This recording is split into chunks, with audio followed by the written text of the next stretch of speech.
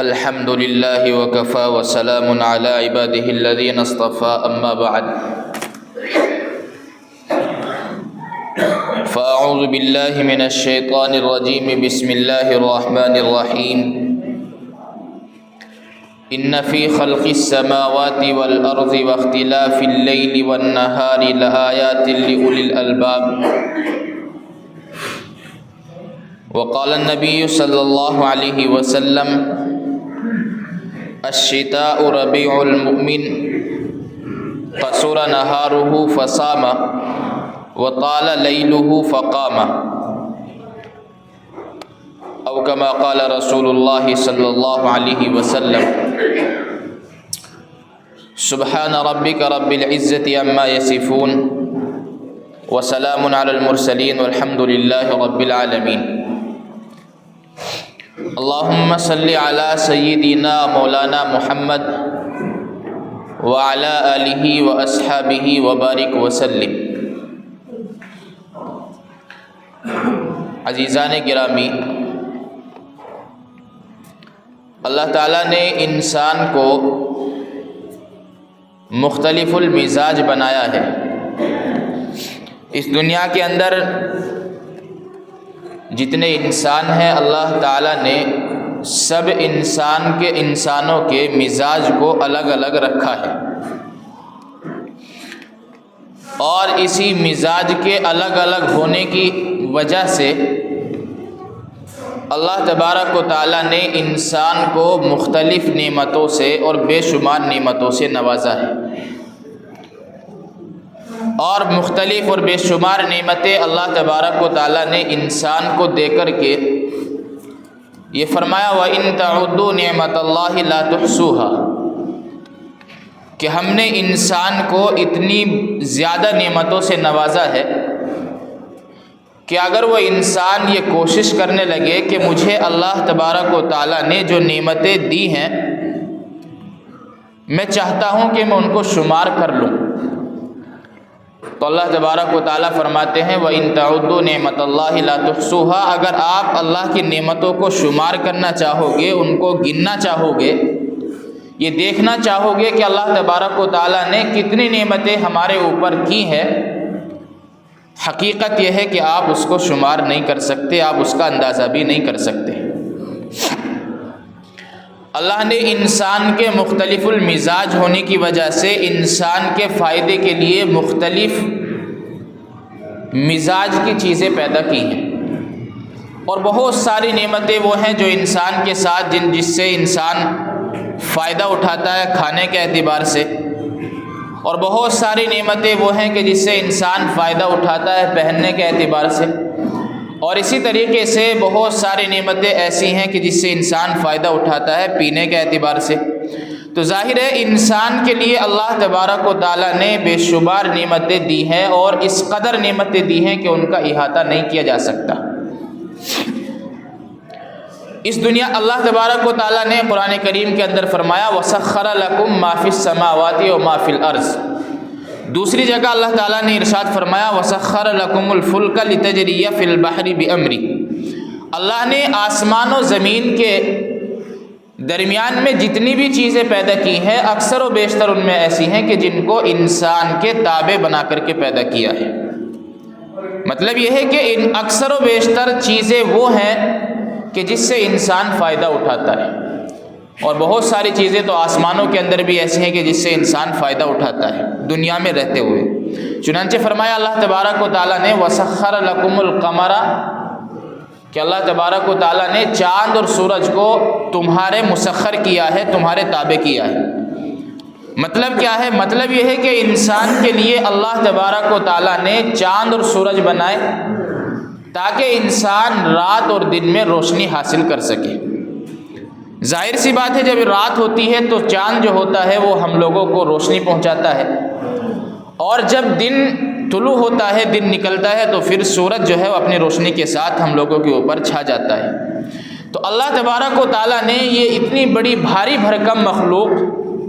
یہ بھی انسانوں کے فائدے کے لیے بنائی ہے۔ اگر سورج اور چاند نہ ہوتے تو اللہ تعالیٰ نے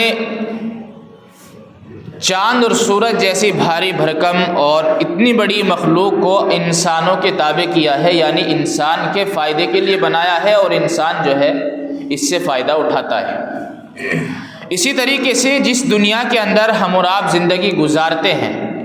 زندگی گزار رہے ہیں، ہم سے پہلے بہت سے لوگ آئے چلے گئے، اور اس وقت میں ہم اور آپ موجود ہیں، اور آگے بھی انشاءاللہ ہمارے بعد بھی لوگ آتے رہیں گے، اور یہ سلسلہ قیامت کی صبح تک چلتا رہے گا۔ اس دنیا میں جب ہم اور آپ زندگی گزار رہے ہیں، اس میں 4 طرح کے موسم ہوتے ہیں۔ 4 طرح کے موسم سے ہم اور آپ کو گزرنا پڑتا ہے۔ ایک موسم ہوتا ہے موسم سرما، جس کو ہم اور آپ سردی کا موسم کہتے ہیں۔ ایک ہوتا ہے موسم گرما، جس کو ہم اور آپ گرمی کا موسم کہتے ہیں، اور اسی طریقے سے ایک موسم ہوتا ہے موسم خزاں، جسے دوسرے لفظوں میں یہ کہیے کہ جسے ہم اور آپ پت جھڑ کا موسم کہتے ہیں، اور اسی طریقے سے ایک موسم ہوتا ہے موسم بہار۔ ان 4 موسموں کے ساتھ ہم اور آپ زندگی گزارتے ہیں۔ کبھی گرمی ہوتی ہے، کبھی سردی ہوتی ہے، اور اسی طریقے سے کبھی برسات ہوتی ہے، کبھی موسم کے اندر جو ہے وہ بہار ہوتی ہے۔ اور جتنے موسم اللہ تبارک و تعالیٰ نے بنائے ہیں، ان 4 موسموں کے لیے ہر آدمی اپنے اپنے اعتبار سے جب یہ ان موسموں میں سے کوئی ایک موسم آتا ہے، اسی کے حساب سے اپنی تیاری کرتا ہے۔ چنانچہ اگر سردی کا موسم آتا ہے تو اس کے لیے انسان سردی کے اعتبار سے تیاری کرتا ہے، اس کے لیے کپڑے خریدتا ہے، اور ایسی اشیاء کا، ایسے لباس کا انتظام انسان کرتا ہے کہ جو انسان کو سردی سے بچا سکے۔ اسی طریقے سے برسات کا موسم آتا ہے تو انسان برسات سے بچنے کے لیے اور بارش سے اپنے آپ کو بچانے کے لیے اس کے لیے چھاتے وغیرہ کا انتظام کرتا ہے، یا دوسری چیز کا انتظام کرتا ہے، چھت کا انتظام کرتا ہے۔ اور اسی طریقے سے گرمی کے موسم اور گرمی کی شدت سے انسان اپنے آپ کو بچانے کے لیے اس کے لیے بھی بہت ساری تیاری کرتا ہے۔ چنانچہ لباس جو ہے وہ ہلکا سلوا لیتا ہے، کبھی ایسا ہوتا ہے کہ انسان جو ہے برف وغیرہ کے ذریعے سے گرمی کے موسم میں ٹھنڈک حاصل کرتا ہے۔ تو غرض کہنے کا مقصد یہ ہے کہ انسان کے جس طرح کا بھی موسم اللہ تبارک و تعالیٰ اس کو دیتے ہیں، اسی طرح کی تیاری انسان جو ہے اپنی طرف سے کرتا ہے۔ لیکن سوال یہاں یہ پیدا ہوتا ہے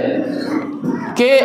اللہ کے رسول صلی اللہ علیہ وسلم نے حدیث مبارکہ کے اندر کسی بھی موسم کے بارے میں یہ تذکرہ نہیں کیا جو تذکرہ اللہ تبارک و تعالیٰ نے سردی کے تعلق سے کیا ہے۔ سردی کے تعلق سے اللہ کے رسول صلی اللہ علیہ وسلم نے یہ فرمایا الشتاء ربیع المؤمن، کہ سردی کا جو یہ موسم ہے یہ مومن کے لیے موسم بہار ہے۔ موسم بہار کا مطلب کیا ہوتا ہے؟ موسم بہار وہ موسم ہوتا ہے کہ جس میں ہر چیز کے اوپر ہریالی چھا جاتی ہے، ہر چیز جو ہے سرسبز و شاداب ہو جاتی ہے۔ کھیتی کے اندر جو ہے وہ ہریالی، ہر کھیت کے اندر اور ہر چیز کے اوپر جو ہے وہ ہریالی آ جاتی ہے، اس کو موسم بہار کہا جاتا ہے۔ اب موسم بہار اللہ کے رسول صلی اللہ علیہ وسلم نے سردی کے موسم کو مومن کے لیے بتلایا ہے کہ سردی کا موسم مومن کے لیے موسم بہار کی حیثیت رکھتا ہے۔ کیوں؟ فرمایا قصور نہارہ فصام۔ اس کی وجہ اللہ کے رسول صلی اللہ علیہ وسلم نے بیان فرمائی کہ چونکہ اس کے سردی کے جو ایام ہوتے ہیں، جو دن ہوتے ہیں، وہ چھوٹے ہوتے ہیں، اور جب سردی کے دن چھوٹے ہوتے ہیں تو ان سردی کے دنوں میں روزہ رکھنا انسان کے لیے آسان ہوتا ہے۔ اس لیے کہ سردی کے دنوں میں ایک تو پیاس کی شدت انسان کو زیادہ نہیں تڑپاتی، پیاس کا جو احساس ہوتا ہے وہ انسان کو زیادہ محسوس نہیں ہوتا۔ اسی طریقے سے بھوک بھی انسان کو سردی کے موسم میں نہیں لگتی۔ آپ صبح کو ایک مرتبہ کھائیں، شام تک آپ کو بھوک نہیں لگے گی۔ اور اسی طریقے سے نہ پیاس کی شدت انسان کو محسوس ہوتی ہے، نہ بھوک انسان کو محسوس ہوتی ہے۔ تو اللہ کے رسول صلی اللہ علیہ وسلم نے فرمایا کہ یہ اس وجہ سے مومن کے لیے موسم بہار کی حیثیت رکھتا ہے کہ اس میں دن چھوٹا ہونے کی وجہ سے مومن کو چاہیے کہ زیادہ سے زیادہ نفلی روزے رکھے۔ اور فرمایا وَطَالَ لَيْلُهُ، اور چونکہ اس کی راتیں جو ہوتی ہیں وہ لمبی ہوتی ہیں، بسا اوقات تو ایسا ہوتا ہے کہ انسان اگر صحیح وقت پر صبح صحیح سانج سو جائے اور عشاء کی نماز پڑھتے ہی فوراً زیادہ اور چیزوں میں مشغول نہ ہو اور وہ فوراً سو جائے تو صبح تک اس کی کروٹیں بدلتے بدلتے اس کا بدن دکھ جاتا ہے اور اسی طریقے سے اس کی نیند بھی مکمل ہو جاتی ہے اور مزید وہ خامخواہ بستر کے اوپر ویسے ہی لیٹا رہتا ہے، اس کو نیند کی ضرورت بھی نہیں ہوتی، اس لیے کہ رات ہی اتنی لمبی ہوتی ہے۔ انسان کو زیادہ سے زیادہ نیند کی کتنی ضرورت ہے؟ 6 سے 7 گھنٹے اگر انسان کو سونے کے لیے مل جائے تو انسان کی سارے دن کی تھکاوٹ دور ہو جاتی ہے۔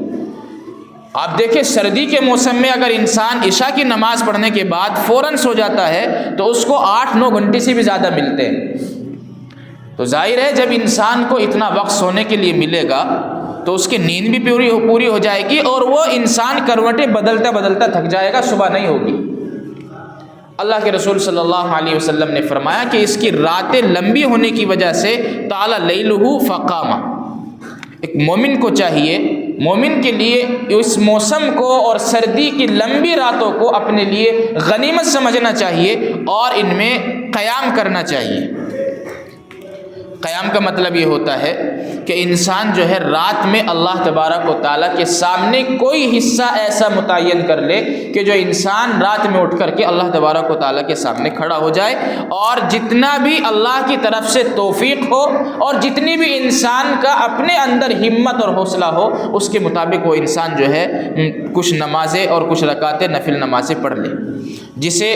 قرآن کریم کی زبان میں تہجد اور قیام لیل کے نام سے ذکر کیا گیا ہے۔ چنانچہ قرآن کریم کے اندر اللہ تبارک و تعالیٰ نے بہت ساری جگہوں پر رات میں نماز پڑھنے کا تذکرہ کیا ہے، اور جہاں بھی قیام لیل نماز رات کو قائم کرنا اور جہاں بھی یہ تذکر آیا ہے قرآن کریم کے اندر اکثر و بیشتر جگہ پر اس سے تہجد کی نماز مراد ہوتی ہے۔ تو انسان کے لیے اللہ کے رسول صلی اللہ علیہ وسلم نے جو فرمایا کہ الشتاء ربیع المؤمن، کہ سردی کا موسم مومن کے لیے موسم بہار ہے، یعنی جس طرح موسم بہار کے اندر ہر چیز کے اوپر سبزہ طاری ہو جاتا ہے اور ہری بھری ہر چیز ہو جاتی ہے، اسی طرح جب سردی کا موسم آتا ہے تو مومن کو چاہیے کہ ان سردی کے موسم میں اتنی نیکیاں کرے کہ اس کا ایمان بھی ہرا بھرا ہو جائے، اس کے ایمان کے اندر طاقت پیدا ہو جائے، اس کی نیکیوں میں اضافہ ہو جائے۔ اس وجہ سے مومن کے لیے موسم بہار اللہ کے رسول صلی اللہ علیہ وسلم نے فرمایا ہے۔ لیکن اس حدیث کو سامنے رکھ کر جب ہم اپنے ماحول اور معاشرے پر غور کرتے ہیں تو سمجھ میں آتا ہے کہ ہمارے ماحول کے لیے جیسے سردی کا موسم شروع ہوتا ہے تو ہمارے نوجوانوں کے لیے اور ہمارے معاشرے کے لیے وہ پتجھڑ کا موسم شروع ہو جاتا ہے، اس وجہ سے کہ اگر سردی کے موسم میں، گرمی کے موسم میں ہماری مسجدوں کے اندر 3 صفیں 4 صفیں ہوتی ہیں تو جیسے سردی کا موسم آتا ہے وہ 2 یا 1.5 ہی باقی رہ جاتی ہے، اس سے زیادہ اکثر و بیشتر نہیں ہو پاتی۔ اگر صبح میں فجر کی نماز میں 3 صفیں ہوتی ہیں تو رات میں عشاء کی نماز میں 1.5-2 صف بھی مکمل نہیں ہو پاتی۔ یہ ہمارے معاشرے کا میرے عزیزو ایسا جز ہے، ایسا حصہ ہے کہ جس وقت کو انسان کو اپنے لیے غنیمت سمجھنا چاہیے تھا، جس وقت سے انسان کو اتنا زیادہ فائدہ اٹھانا چاہیے تھا جو اور وقت میں نہیں اٹھا سکتا تھا، لیکن ہمارا ماحول اور معاشرہ یہ ہے کہ ہم نے اس وقت کو ایسے ہی برباد کر دیا۔ آج ہو کیا رہا ہے، انسان جو نماز بھی پڑھ لیتا ہے وہ بھی صحیح وقت پر نہیں سوتا، اور جو نماز نہیں پڑھتا وہ تو آپ سب جانتے ہیں کہ کس طرح کے خرافاتوں میں اور کس طرح کے گناہوں میں انسان جو ہے ملوث ہے۔ کیا ایسے آدمی کے لیے جو نماز نہ پڑھتا ہو یہ سردی کا موسم بہار ہو سکتا ہے؟ اللہ تبارک و تعالیٰ نے انسان کے اوپر اتنی نعمتیں نچھاور کی ہیں کہ اگر انسان ایک نعمت کا بھی شکر ادا کرنا چاہے تو خدا کی قسم نہیں کر سکتا، لیکن اللہ نے ہمارے اوپر 5 وقت کی نماز فرض کی ہے، ہماری حالت یہ ہے کہ ہم سے 5 وقت کی نمازیں مکمل نہیں پڑھی جاتی۔ تو سردی کے موسم سے ہم لوگ کیا فائدہ اٹھائیں؟ اللہ کے رسول صلی اللہ علیہ وسلم نے حدیث مبارکہ میں یہ ارشاد فرمایا، الصوم فی الشتاء الغنیمۃ الباردہ، سردی کے موسم میں روزہ رکھنا یہ انسان کے لیے غنیمت باردہ ہے، یعنی فالتو کا فائدہ ہے۔ ایک انسان جو ہے نماز روزہ کرتا ہے اور اس کے یا دوسرے یہ کہیے کہ انسان کوئی کام کرتا ہے اور انسان اس کام کو لے کر کے سوچتا ہے کہ مجھے اس سے اتنا نفع کمانا ہے، اس چیز سے یا اس تجارت سے مجھے اتنا نفع حاصل کرنا ہے، لیکن ہوتا یہ ہے کہ انسان اس کام کو، اس تجارت کو، اس کام کو کرتا ہے تو جو فائدہ اس نے سوچ رکھا تھا کبھی اس سے زیادہ فائدہ ہو جاتا ہے۔ تو جو اس سے زیادہ فائدہ ہوا ہے انسان کی سوچ سے زیادہ، تو اب یہ بتائیں کہ آپ جو انسان کو اپنی سوچ سے زیادہ فائدہ ہوا ہے اس فائدے کے اوپر انسان کو افسوس ہوگا یا انسان کو خوشی محسوس ہوگی؟ ظاہر ہے جو اس نے سوچ رکھا تھا کہ مجھے اتنا فائدہ حاصل کرنا ہے لیکن فائدہ زیادہ اس کو حاصل ہو گیا تو وہ انسان جو ہے اپنے من کے اندر وہ انسان پھولا نہیں سمائے گا، اس لیے کہ اس کو اتنا زیادہ نفع حاصل ہوا جتنا وہ سوچ بھی نہیں رہا تھا۔ انسان نماز روزے کرتا ہے، نماز اللہ نے انسان کے اوپر فرض کی ہے، رمضان کے روزے اللہ تبارک و تعالیٰ نے انسان کے اوپر فرض کیے ہیں، لیکن جب سردی کا موسم آتا ہے تو انسان اگر سردی کے موسم میں مہینے کے چند ایام کے روزے رکھ لیتا ہے تو اللہ کے رسول صلی اللہ علیہ وسلم نے فرمایا کہ انسان کے لیے یہ ایک ایسا فائدہ ہے کہ انسان اس کے بارے میں تصور بھی نہیں کر سکتا جو انسان کو حاصل ہو چکا ہے۔ اس وجہ سے میرے عزیزو اللہ کے رسول صلی اللہ علیہ وسلم نے موسم سرما کو اور اسی طریقے سے سردی کے موسم کو اللہ تبارک و تعالیٰ نے مسلمانوں کے لیے، ایمان والوں کے لیے موسم بہار قرار دیا ہے، اس لیے کہ اس میں عبادات کی زیادتی ہوتی ہے۔ آج ہماری حالت تو یہ ہے کہ ہم سے فرائض مکمل نہیں ہوتے تو تہجد کی نمازیں ہم کیا پڑھیں گے؟ جب ہم لوگوں سے ہمارے فرائض مکمل نہیں ہو پا رہے ہیں تو ہم تہجد کی توفیق ہمیں کہاں سے ملے گی؟ حالانکہ اللہ کے رسول صلی اللہ علیہ وسلم نے بے شمار احادیث کے اندر تہجد کی فضیلت کو بیان فرمایا ہے، اور اسی طریقے سے اللہ تبارک و تعالیٰ نے قرآن کریم کے اندر بہت ساری جگہوں پر، بہت ساری آیتوں میں تہجد پڑھنے والوں کے فضائل بیان فرمائے۔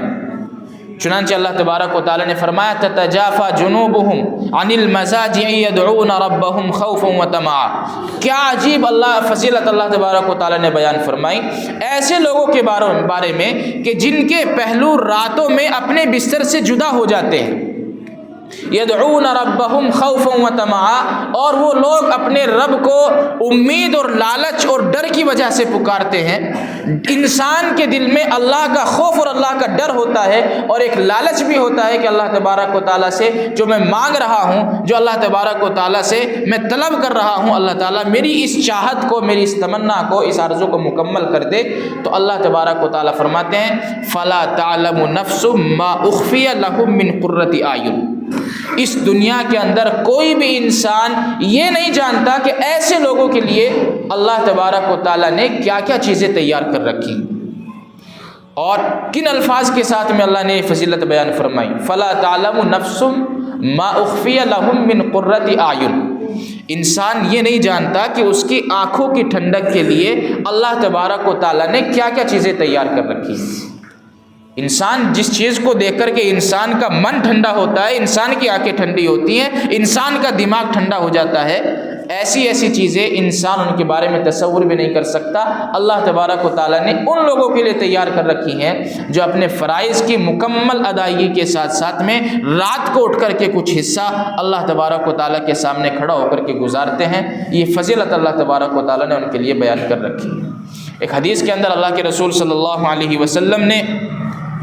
یہ ارشاد فرمایا، حضرت ابو سعید خدری رضی اللہ تعالیٰ عنہ فرماتے ہیں کہ 3 قسم کے لوگ اللہ تعالیٰ کو بہت پسند ہے۔ پہلے یہ ایک اس آدمی سے جو رات کو تہجد کی نماز کے لیے کھڑا ہو۔ اللہ تبارک و تعالیٰ کو ایسا انسان بہت پسند ہے جو انسان جو ہے اپنے فرائض کی مکمل ادائیگی کے ساتھ ساتھ رات میں کچھ حصہ اللہ کے سامنے کھڑا ہو کر کے گزارتا ہے۔ اور دوسرے فرمایا